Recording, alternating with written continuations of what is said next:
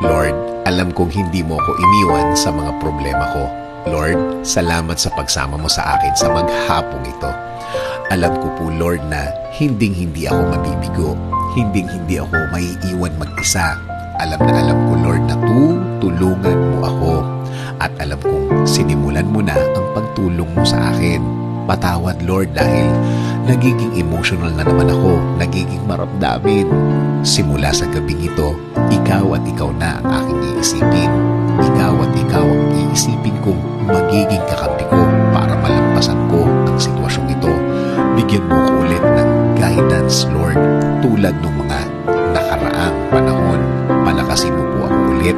Bigyan mo po ako ulit ng lakas. Bigyan mo po ako ulit ng suporta para malampasan ko ang mga problemang ito. In Jesus' name we pray.